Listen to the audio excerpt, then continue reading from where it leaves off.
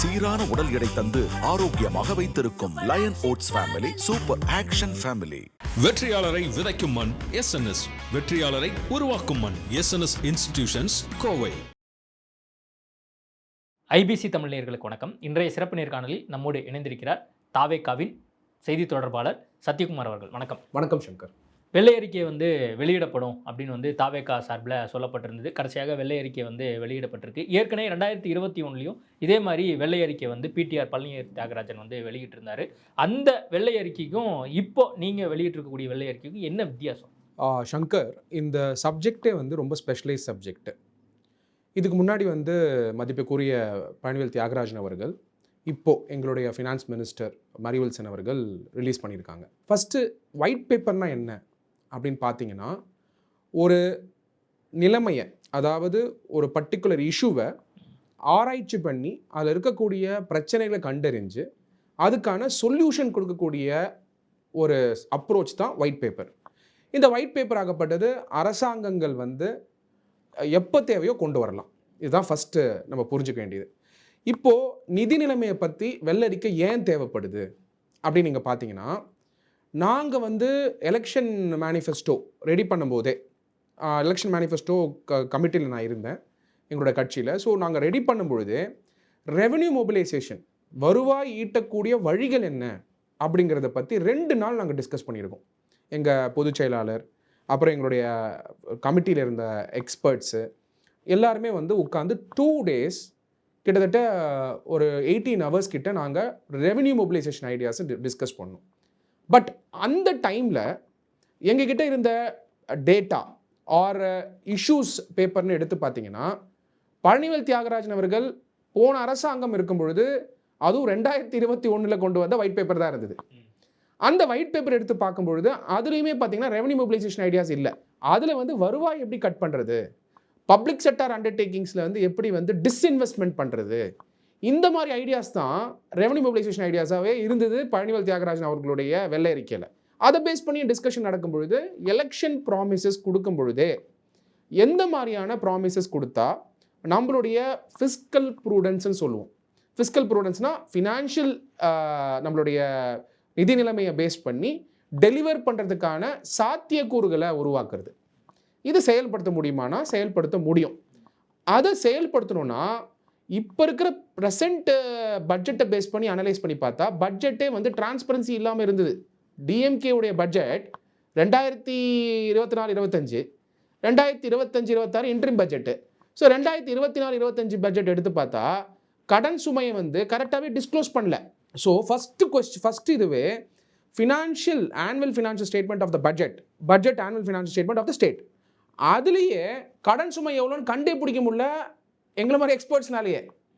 அப்போது அந்த 10 லட்சம் கோடிங்கிறத, இவ்வளோ கடன் வாங்கியிருக்கிறது, இதுக்கு முன்னாடி இருந்த பிளானிங் கமிஷனுடைய வைஸ் சேர்பர்சன் அவர் 10 லட்சம் கோடின்னு சொல்லி ஒரு வீடியோ ட்ரெண்ட் ஆகும்பொழுது தான், ஓ, தமிழ்நாடுக்கு 10 லட்சம் கோடி கடன் இருக்குது அப்படிங்கிறது தெரிய ஆரம்பிச்சுது. அப்போ 10 லட்சம் கோடி என்ன பண்ணீங்க அப்படிங்கிற கேள்விக்கு கரெக்டான விடையே இல்லாமல் கவர்மெண்ட் நடந்துட்டு இருந்தது டிஎம்கே கவர்மெண்ட்டு. இப்போ எங்கள் கவர்மெண்ட் வந்த உடனேயே எங்களுடைய முதலமைச்சர் தளபதி விஜய் அவர்கள் பதவி ஏற்கிற அன்னிக்கே பதவி ஏற்றுக்கிட்டாரு. உடனே மத்தியானமே அன்னிக்கே வித்தின் 1 hour 1.5 hours ஒரு மேடையிலே சொல்லிட்டார், கால அவகாசம் கொஞ்சம் கொடுங்க, ஏன்னா என்ன நிதி நிலைமை இருக்குன்றத ஃபஸ்ட்டு பார்க்கணும் அப்படின்னு பார்க்கும் பொழுது கடன் சுமை 10 லட்சம் கோடி. இப்போ நிதிநிலை வந்ததுக்கப்புறம் பார்த்தீங்கன்னா கடன் சுமை 10 லட்சம் கோடி இல்லை சங்கர், 10 லட்சம் ப்ளஸ் 3,18,000 crores. அப்போ நீங்கள் எடுத்து பார்த்தீங்கன்னா 13 லட்சம் கோடி கடன் வச்சுட்டு போயிருக்காங்க டிஎம்கே. கஜானா காலியாகி அந்த கஜானாவே அடகு வச்சு கடன் வாங்கியிருக்காங்க டிஎம்கே. பணம் இல்லாத பொழுது இப்போ ரெவென்யூ மொபிலைசேஷன் ஐடியாஸ் எப்படி கொண்டு வரலாங்கிறது ஒரு பெரிய சேலஞ்சாக கவர்மெண்ட்டுக்கு இருக்குன்றத நம்ம மறந்துடக்கூடாது. 21 ஸ்லைடு போட்டு அமைச்சர் சொன்னார். கூடவே நிதி செயலாளர் சித்திக் அவர்களும் கூடவே விளக்குனார். அந்த ப்ரெஸ் மீட்டில் பல்வேறு கேள்விகள் செய்தியாளர்கள் கேட்குறாங்க. அதுக்கு விளக்கமான பதிலும் கொடுக்கப்பட்டிருந்தது. நீங்கள் சொன்னது மாதிரி விஜய் அவர்கள் அந்த நிகழ்ச்சியிலேயே என்னென்ன விஷயங்கள் இந்த அரசாங்கத்தில் இருக்கோ அதெல்லாம் நாங்கள் தூசி தட்டி பார்க்கணும் அப்படின்னு கூட அவர் சொல்லியிருந்தார். இப்போது கடந்த 5 வருஷம் ஆட்சியில் இந்த அரசாங்கம் எப்படி இருந்தது அப்படிங்கிறத நேற்று அந்த வெள்ளை அறிக்கை மூலிமா நம்மளுக்கு தெரிஞ்சிருக்கு. அதில் குறை எதுவுமே பெருசாக சொன்ன மாதிரி தெரியலையே. நிதித்துறை செயலாளர் ப்ரெஸ் மீட் கொடுக்குறாரு, கொடுக்கும்போது இல்லை எல்லாமே தேவையான திட்டங்களுக்கு தான் செலவிடப்பட்டிருக்கு அப்படின்னு வந்து அவர் சொல்கிறாரு. ஆனால் முதலமைச்சர் அந்த நிகழ்ச்சியில் பேசும்போது என்ன சொன்னார்னா, இவங்க எந்த நிலைமையில் வச்சுட்டு போயிருக்காங்கன்னு தெரியல, அதெல்லாம் பார்த்து தான் சொல்லணும் அப்படின்னாரு. அப்போ இதுலேயே ஒரு முரண்பாடு இருக்கிற மாதிரி இருக்குது. சேம் டைம் திட்டங்கள் தேவையான திட்டங்களுக்கு தான் வந்து இந்த அரசாங்கம் செலவினங்களும் பண்ணியிருக்கு அப்படிங்கிறத நிதித்துறை செயலாளர் சொல்கிறார். அதே நேரத்தில் மரிய வில்சனோ அல்லது நம்ம முதலமைச்சரோ வந்து வேற ஒரு கருத்தை வந்து அரசியல் மேடைகளில் பேசினதையும் நம்ம பார்த்தோம். அதாவது சங்கர், 2 மேடைகள் நம்ம பார்க்கணும். ஒன்று வந்து அரசாங்க மேடை, நேற்று நடந்தது அரசாங்க மேடை, இருந்தது வந்து ஃபினான்ஸ் செக்ரட்டரி. ஃபினான்ஸ் செக்ரட்டரி வந்து பீங் அன் எக்ஸிக்யூட்டிவ்ல அட்மினிஸ்ட்ரேஷன் இருக்கிறதுனால அவரால் அரசியல் பேச முடியாது. அவர் வந்து 3 இம்பார்ட்டண்ட் வார்த்தைகளை வந்து ஸ்லைட் 21 போட்டிருக்காரு. அதை நம்ம டீகோட் பண்ணுவோம், அதை நம்ம அரசியல் மேடைக்கு கொண்டு போவோம்.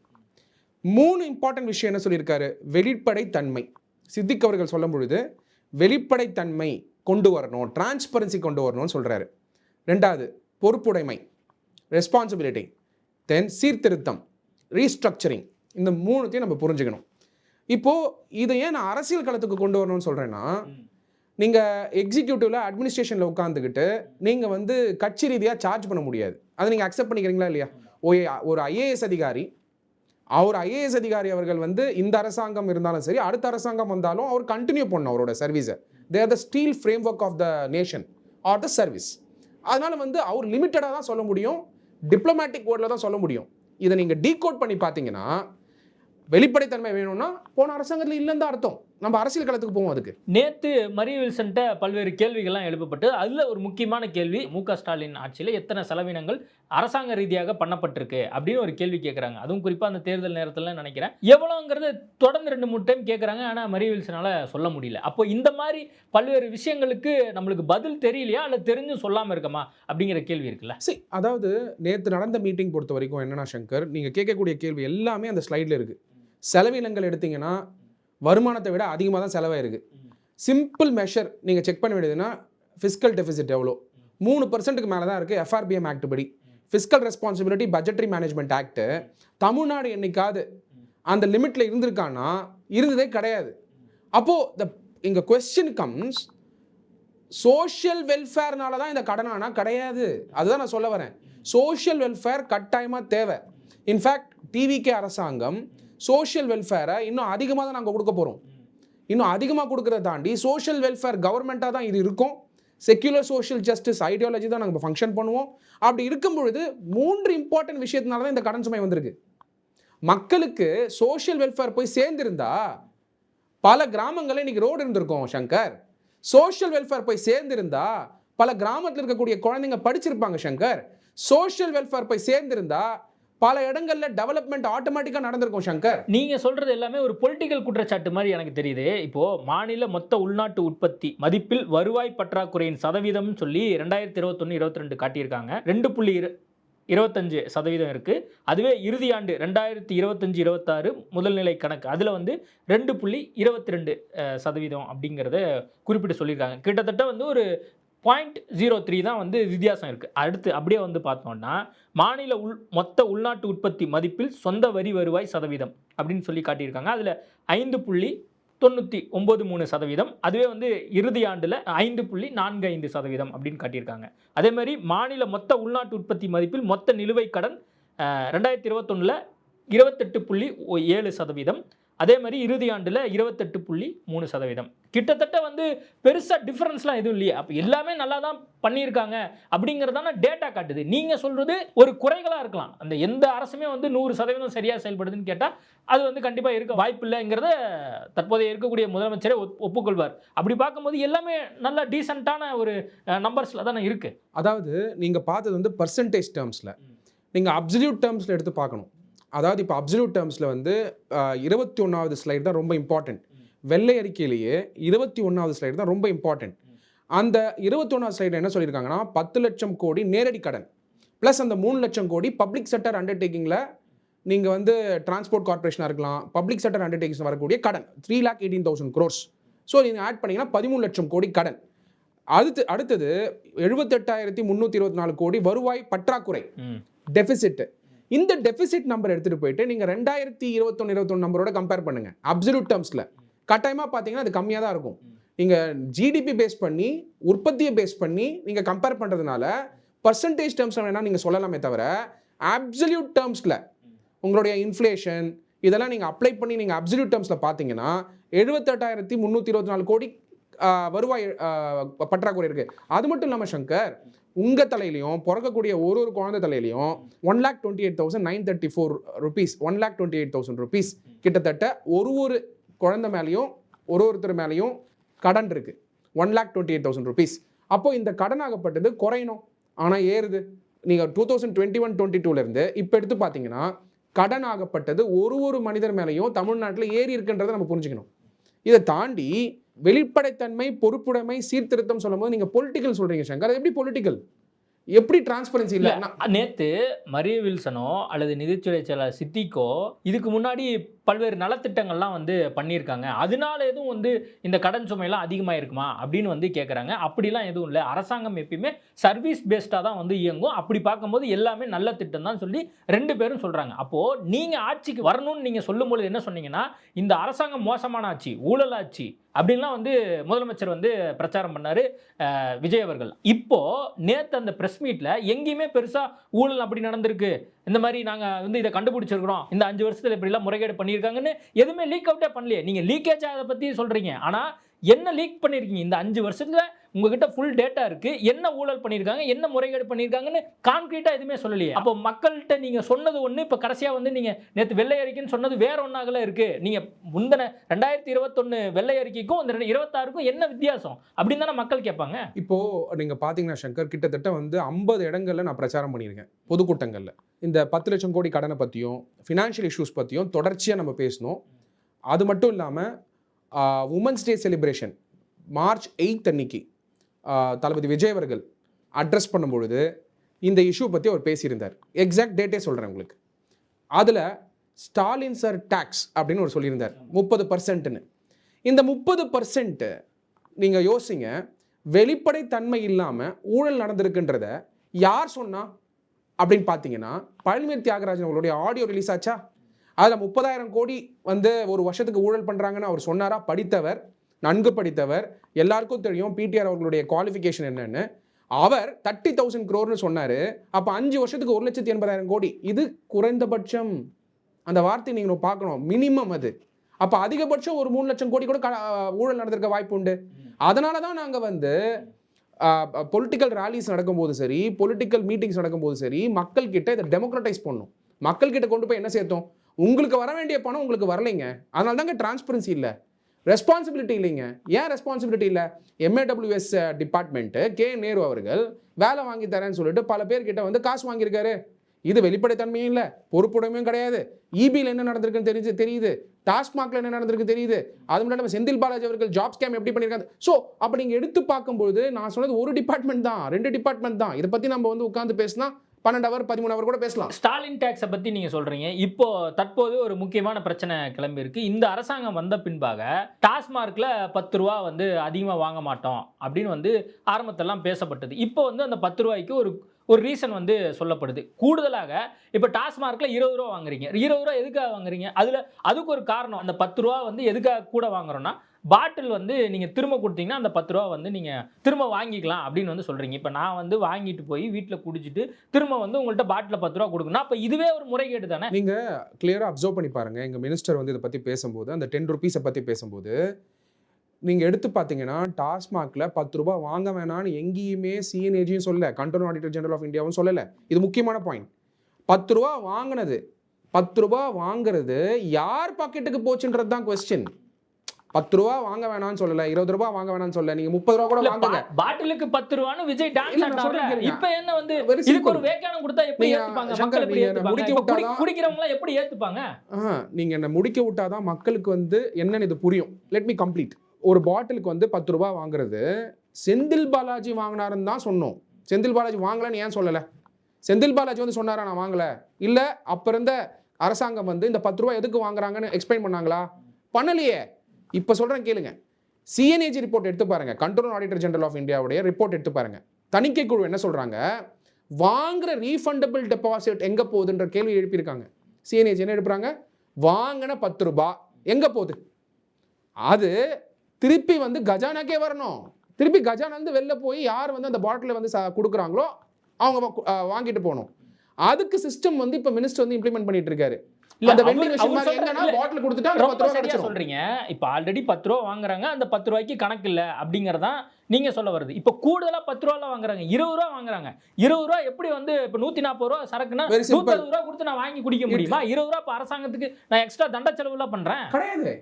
20 ரூபாய் அந்த நீங்க வந்து 10 ரூபாயில அந்த 20 ரூபாய் உயர்த்திட்டு அதுக்கான சிஸ்டம் கிரியேட் பண்றீங்க. ரீஃபண்டபிள் டெபாசிட் சிஸ்டம் கிரியேட் பண்றீங்க. இப்போ நான் 20 ரூபாய் கிலோமீட்டர் டிராவல் பண்ணி நான் வந்து டாஸ்மார்க்ல போய் வாங்குறேன் சார். திரும்ப நான் அந்த வீட்டில் இருக்கக்கூடிய அந்த எல்லா சரக்கெல்லாம் குடிச்சு முடிச்சுட்டு திரும்ப நான் வந்து உங்கள்கிட்ட வந்து 10 ரூபா வந்து வாங்குறதுக்காக திரும்ப அந்த பாட்டில நான் பாதுகாப்பாக கொண்டு வர முடியுமா? அப்போ வர வழியில பாட்டில் இருக்கு அப்படின்னு சொல்லி போலீஸ்காரங்க பிடிக்க மாட்டாங்களா? இத்தனை பிராக்டிக்கல் பிரச்சனைன்னு ஒன்று இருக்குல்ல, இதெல்லாம் வந்து அமைச்சருக்கு தெரியாதா? 10 ரூபாய் வாங்குற 10 ரூபாய் வந்து இன்னைக்கு அரசாங்கத்துக்கு தான் போகுது. அது மினிஸ்டர் பாக்கெட்டுக்கு போல, செந்தில் பாலாஜி பாக்கெட்டுக்கு போயிட்டு இருந்தது 10 ரூபாய். மாற்றம் என்ன நடந்திருக்குன்னா வாங்குற 10 ரூபாய் இன்னைக்கு கவர்மெண்ட் கஜானாக்கு வருது. அந்த பாட்டில் திருப்பி கொடுத்தா பாட்டில் திருப்பி கொடுத்தா கூடாது, 20 ரூபாவே வாங்க கூடாது. அதுதான் மாற்றம், அதுதான் தாவேகா அரசாங்கத்திலிருந்து நாங்க எதிர்பார்க்கிறது. அந்த பாட்டில் திருப்பி கொடுத்தா கவர்மெண்ட் கஜானால இருந்தே 10 ரூபாவோ 20 ரூபாவோ அவருக்கு திருப்பி கிடைச்சிரும். ஃபர்ஸ்ட் சிஸ்டம் பண்ணியிருக்கோம். இப்போ கொஸ்டின் என்னன்னா, அந்த பாட்டிலுடைய காஸ்ட்னு ஒன்று இருக்கும்ல, அதை யார் ஏற்றுக்கணும்? அந்த காஸ்ட்டை அரசாங்கம் ஏற்றுக்க முடியாது. அது ரீஃபண்டபிள் டெபாசிட்டாக இருந்ததுன்னா அந்த பாட்டிலை ஸ்கிராப் பண்ணும்பொழுதோ பாட்டிலை ரீயூஸ் பண்ணும்பொழுதோ அதுக்கான சிஸ்டம் சர்க்குலர் எக்கானமியில் அந்த சிஸ்டம் கிரியேட் பண்ணும்போது அந்த பணமாகப்பட்டது காஸ்ட்டாக மாறாது. அதுக்கு தான் இந்த சிஸ்டம் கிரியேட் பண்ணுறாங்க. நீங்கள் செந்தில் பாலாஜி அவர்களுடைய சிஸ்டம் வந்து அவர் பாக்கெட்டுக்கு போன சிஸ்டம். இந்த சிஸ்டம் ஆகப்பட்டது இப்போ கொண்டு வந்திருக்கக்கூடிய சிஸ்டம் வெளிப்படைத்தன்மை, பொறுப்புடைமை, சீர்திருத்தம். அதில் 10 ரூபாய் இன்னைக்கு வந்து கன்சியூம் பண்ணுறவர் கொடுத்தா அந்த 10 ரூபாய் பத்திரமா கஜானால இருக்கு. அந்த பாட்டில் திருப்பி கொடுத்தா 10 ரூபாய் கிடைக்கும். அது 10 ரூபாய் 20 ரூபாய் மாத்துறது காரணம் 10 ரூபாய் பாட்டில் திருப்பி கொடுக்க மாட்டாங்க. ஸோ 20 ரூபாய் வந்தால் கட்டாயமாக பாட்டில் திருப்பி கொடுப்பாங்கன்றதுனால தான் அதை ஏற்றிருக்கோம். நீங்கள் எக்ஸ்பிளைன் பண்ணுறீங்க, அதை மக்கள் புரிஞ்சுக்கிறாங்களா இல்லையாங்கிறது வரக்கூடிய நாட்களில் தெரியும். அந்த கமிட்டட் எக்ஸ்பெண்டிச்சர் அப்படின்னு வந்து நேற்று விளக்கம் கொடுக்கப்பட்டிருந்தது. அதுக்கு வந்து சேலரி, பென்ஷன், இன்ட்ரெஸ்ட் இதுக்கே வந்து கிட்டத்தட்ட வந்து ஒரு 64 ரூபா வரைக்கும் போயிடுது. கூடுதலாக 23 ரூபா வேற ஏதோ ஒரு கணக்கு வந்து சொல்கிறார். ஊராட்சிக்கு நம்ம ஒதுக்கப்பட வேண்டிய நிதி அப்படின்னு சொல்லி ஒரு கணக்கு சொல்கிறாங்க. கிட்டத்தட்ட 100 ரூபா நம்மளுக்கு வருதுன்னா 87 ரூபா இதுலேயே வந்து போயிடுது. மீதி மற்ற கணக்குகள்லாம் சொல்லி கிட்டத்தட்ட 145 ரூபா வரைக்கும் நம்மளுக்கு செலவாயிடுது அப்படின்னு சொல்கிறாரு. இப்போது இதெல்லாம் சரி செய்யறதுக்கு நம்ம என்ன பண்ண போகிறோம்? இப்போ வந்து அட்மினிஸ்ட்ரேஷனை வந்து கிளியராக வந்து நம்ம மெயின்டைன் பண்ணணும் அப்படிங்கிற ஒரு விஷயத்தை வந்து அமைச்சரே வந்து சொல்கிறாரு. இதை எப்படி அடுத்த கட்டத்துக்கு நீங்கள் நகர்த்தி போகிறீங்க? எப்படி ரெவன்யூவை பெருக்க போகிறீங்க? இப்போ அதுக்கும் சில காரணங்கள்லாம் சொல்கிறாங்க. ஜிஎஸ்டி மூலிமா நம்மளுக்கு வந்து நம்மளுக்கு வருமானம் வருது, வேட் மூலிமா வருது, கமர்ஷியல் டாக்ஸ் மூலிமா வருது, ஸ்டாம்ப் ரெஜிஸ்ட்ரேஷன் மூலிமா வருது, மோட்டார் வெஹிக்கிள் மூலிமா வருது அப்படின்னு சொல்லி சொல்கிறாங்க. கலெக்ஷன் எஃபிஷியன்சியை நாங்கள் கூட்ட போகிறோம்னு சொல்லி சொல்கிறாங்க. கலெக்ஷன் எஃபிஷியன்சி, மற்ற அட்மினிஸ்ட்ரேஷன், கரப்ஷன் இதெல்லாம் வந்து ஒழிச்சிட்டா நம்ம பெட்டரான கவர்மெண்ட்டை கொடுத்துட முடியும்னு தாவேகா அரசாங்கம் நம்புதா? நீங்கள் சொல்லக்கூடிய ஸ்டெப்ஸு வந்து ஒரு லிமிட்டட் எக்ஸ்டென்ட் தான் ரெவன்யூ மொபிலைசேஷன் கொடுக்கும்.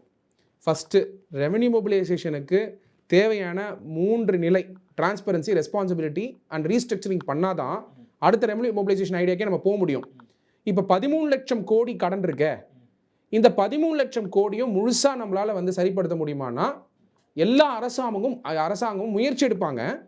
அந்த முயற்சி எடுக்கும்பொழுது கடன் சுமை கம்மியாகும். அது கம்மியாகிறதுக்கான ஸ்டெப்ஸ் வந்து லீக்கேஜஸை தடுக்கிறது.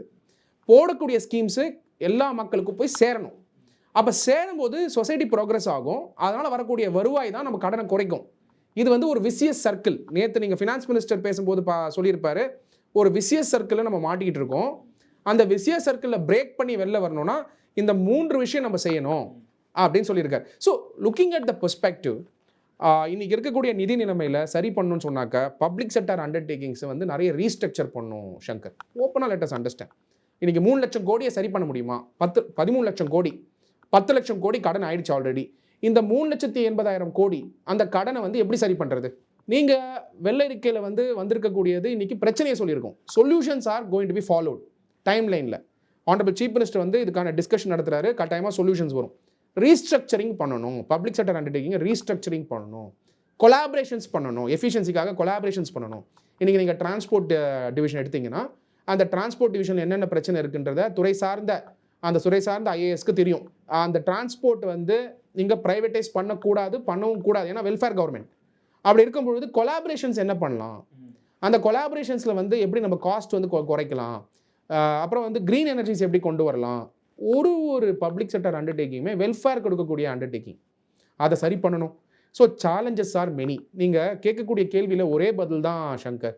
60 வருட காலங்களுடைய ஓட்டைகள், 60 years of problem we have inherited. 60 years of problem we have inherited. அந்த இன்ஹெரிட் பண்ண ப்ராப்ளமை சரி பண்ணுறதுக்கு நீங்கள் வந்து ஒரு அவகாசமும் கொடுக்கணும்.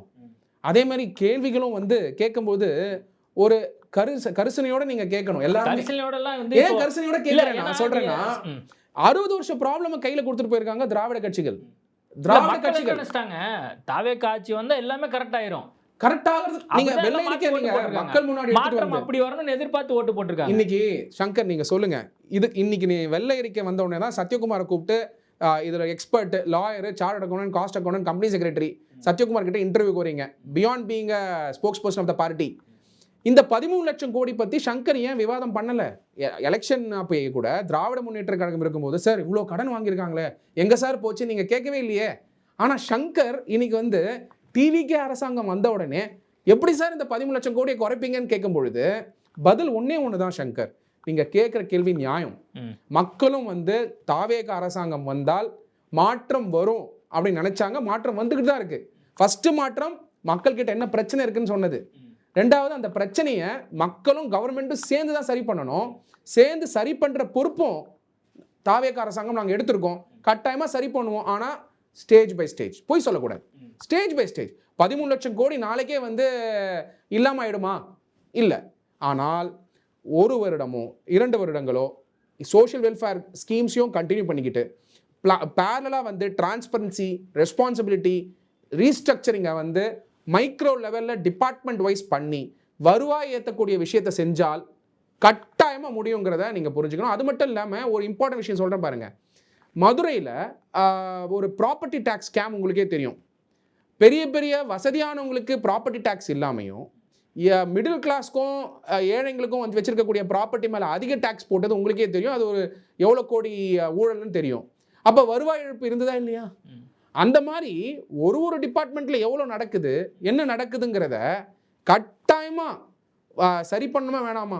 அப்போ அந்த லீக்கேஜஸை சரி பண்ணாதான் இந்த கடன் சுமையும் குறையும், சோஷியல் வெல்ஃபேர் ப்ரோக்ராம்ஸையும் இன்க்ரீஸ் பண்ண முடியும். அதுதான் அமைச்சரும் வந்து சொல்றாரு, அந்த லீக்கேஜை வந்து கம்மி பண்ணுவோம் அப்படின்னு வந்து சொல்லியிருக்காரு. அதே மாதிரி நிர்வாக சீர்திருத்தம் அப்படின்னுமே வந்து சொல்லியிருக்காரு.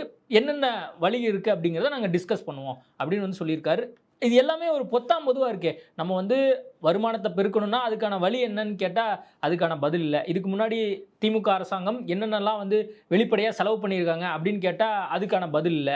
அதே நேரத்தில் இதுக்கு முன்னாடி என்ன அரசாங்கம் வந்து ஏதாவது தேவையில்லாமல் செலவு பண்ணியிருக்காங்களான்னு கேட்டால் இல்லை, அவங்க கொடுத்துருக்கக்கூடிய ஸ்கீம் எல்லாமே நல்ல ஸ்கீம் தான் அப்படின்னு வந்து சொல்கிறாங்க. இது எல்லாமே ஒரு கான்க்ரீட்டான ஒரு பதிலாக வந்து பிரஸ் மீட்டில் இருந்த மாதிரி தெரியல. கூடுதலாக இப்போது விமர்சன பொருளாக மாறி இருப்பது என்னென்னா, அவர் அந்த கிட்டத்தட்ட ஒரு 1.25 மணி நேரம் 1.5 மணி நேரம் வந்து ப்ரெஸ் மீட் பண்ணாங்க. அதில் கிட்டத்தட்ட 50 நிமிஷம் நிதித்துறை அமைச்சரே வந்து ப்ரெஸ் மீட்டில் வந்து என்னென்ன விஷயங்கள்லாம் இருந்ததுங்கிறத படித்தார். அதில் நிறையா வந்து தப்பாக படிச்சிருக்காரு. அவருக்கு வந்து தமிழே படிக்க தெரில, இவரெல்லாம் வந்து அமைச்சராக போட்டிருக்காங்களே அப்படிங்கிற விமர்சனம் கூட வர ஆரம்பிச்சு. அதாவது நீங்கள் கேட்கக்கூடிய கேள்வியிலேயே ஒரு சின்ன பதிலும் உண்டு. இந்த ரெவன்யூ மொபிலைசேஷன் பொறுத்த வரைக்கும் ப்ரொக்ரெசிவ் பேஸ்டாக ரெவன்யூ மொபிலைசேஷன் பண்ண வேண்டிய கட்டாயத்தில் இருக்கும். நல்லா புரிஞ்சுக்கோங்க, honourable chief minister of Tamil Nadu Thalapathy Vijay அவர்கள் எல்லா ஸ்கீமும் தொடரணும்னு நினைக்கிறாரு. அம்மா உணவு எடுத்துக்கோங்க, தொடரணும்னு நினைக்கிறாரு. பேக்ஸ் கொடுக்கறத வச்சுக்கோங்க, தொடரணும்னு நினைக்கிறாரு. ப்ளஸ் எங்களோட ஸ்கீம்ஸ் டிவிக்கே நாங்கள் அனௌன்ஸ் பண்ண போல் ப்ராமிசஸையும் கொடுக்கணும்னு நினைக்கிறார். இது வந்து நீங்கள் புரிஞ்சுக்கிறது என்னென்னா, அந்த ஸ்கீமே தவறுன்னு நாங்கள் என்றைக்குமே சொல்லலை. அந்த ஸ்கீம் போய் சேர்ந்து தான் நான் கேட்டுட்டு இருக்கோம். நல்லா புரிஞ்சுக்கோங்க. நீங்கள் எல்லா காணொலியிலும் நீங்கள் எடுத்து பாருங்கள். அனௌன்ஸ் பண்ணுறீங்க ஸ்கீமு, மகளிர் உரிமை தொகை எல்லா உமனுக்கும் போய் சேர்ந்துதா? அதே மாதிரி ஒரு ஸ்கீம் அனௌன்ஸ் பண்ணுறீங்க, ஒரு சைக்கிள் வந்து ஸ்டூடெண்ட் கொடுக்கணும்னு நினைக்கிறீங்க, எல்லாருக்கும் போய் சேர்ந்துதா? பிரேக்ஃபாஸ்ட் ஸ்கீம் அனௌன்ஸ் பண்ணுறீங்க குழந்தைங்களுக்கு, அந்த பிரேக்ஃபாஸ்ட் குவாலிட்டியாக இருக்கா? முட்டை கொடுக்கணும்னு சொல்கிறீங்க, அந்த முட்டை வந்து சைஸ் சின்னதாக இருக்கா பெருசாக இருக்கா அப்படின்றது கேள்வி வருதா இல்லையா? Welfare is per se the idea of every government. ஆனால் அந்த வெல்ஃபேரா இல்லைன்றது தான், அதை கரெக்டாக கொண்டு போய் சேர்க்கணுங்கிறது தான் தாவேக அரசாங்கம் எப்பயுமே சொல்லிட்டு இருக்கும். பொலிட்டிக்கல் ரீதியாக சில விமர்சனங்கள்லாம் வந்திருக்கு.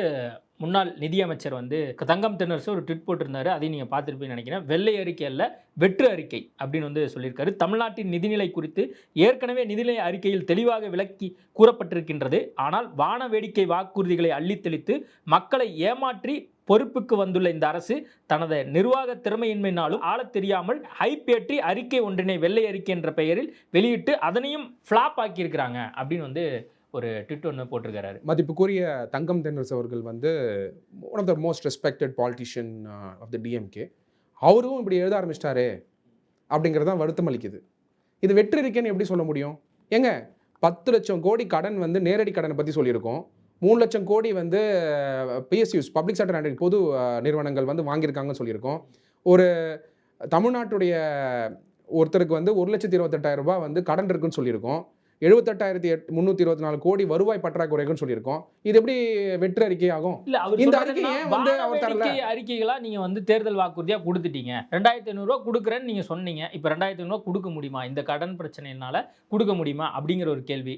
இப்போ வருஷத்துக்கு 6 சிலிண்டர்னு சொன்னீங்க. இப்போ இருக்கிற நிலைமையில புது கனெக்ஷனே கொடுக்க மாட்டேங்கிறாங்க. இதுல எப்படி வருஷத்துக்கு 6 சிலிண்டர் கொடுக்க முடியும்? இந்த மாதிரி பல்வேறு அறிவிப்புகளை நீங்க கொடுத்துருக்கீங்க. இதெல்லாம் எப்படி வந்து நிறைவேற்ற போறீங்க? இது வெறும் புஷ்வானமா தான் போகுது உங்களுடைய தேர்தல் வாக்குறுதி அப்படின்னு அவர் சொல்றாரு. கட்டாயமா chief minister, honourable chief minister கொடுத்துருக்கக்கூடிய போல் ப்ராமிசஸை டைம் லைன் பேஸ் பண்ணி நாங்கள் இம்ப்ளிமெண்ட் பண்ணுவோம். அதில் ஒரு மாற்று கருத்து கூட கிடையாது. என்ன டெலிவர் பண்ண முடியுமோ அந்த டெலிவர் பண்ண முடிஞ்சது தான் நாங்கள் ப்ராமிஸ் பண்ணியிருக்கோம். ஒரே ஒரு கொஸ்டின் தான் சங்கர், நாங்கள் எலெக்ஷன் ப்ராமிசஸ் கொடுக்கும் பொழுது தங்கம் தென்னரசு அவர்கள் 13 லட்சம் கோடி கடன் இருக்கு, நீங்கள் எப்படி டெலிவர் பண்ண போறீங்கன்னு ஏன் கேள்வி கேட்கல? அப்போ பதில் கேள்வி என்ன? நீங்கள் கொடுத்துருக்கக்கூடிய போல் ப்ராமிஸ் இருக்கிறது நீங்கள் டெலிவர் பண்ணாமல் தான் ப்ராமிஸ் பண்ணீங்களா? அப்போது மற்ற கட்சிகள் கொடுக்கக்கூடிய எல்லா ப்ராமிசஸுமே டெலிவர் பண்ண முடியாமல் தான் ப்ராமிஸ் பண்ணீங்களா? 2021 கடனே இல்லாமல் இருந்தது தமிழ்நாடு. அப்போது வெல்ஃபேரும் ரெவன்யூ மொபிலைசேஷனும் பேரலாக ட்ராவல் ஆகணும். இங்கே ரெவன்யூ மொபிலைசேஷன்னா திமுக எங்கே நடந்ததுன்னா முதல் குடும்பத்துக்கு நடந்திருக்கு. இல்லைன்னு சொல்லுங்கள். இல்லை முதல் குடும்பம் யாரெல்லாம் சார்ந்திருந்தாங்களோ அவங்களுக்கு நடந்திருக்கு. இது நான் சொல்லவே இல்லை.